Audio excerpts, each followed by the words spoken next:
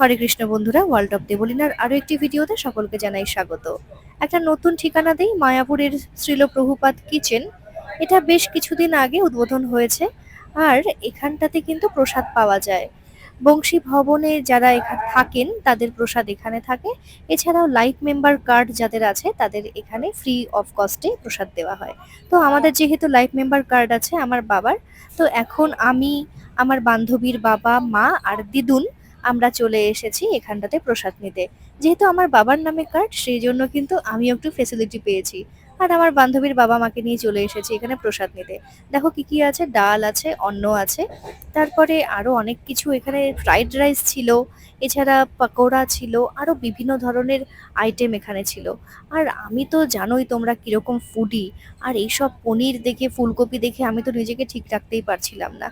তো তোমরা এখানে আসতে পারো অবশ্যই, আর দেখা হচ্ছে অন্য কোনো ভিডিওতে। হরে কৃষ্ণ, সকলে খুব ভালো থেকো।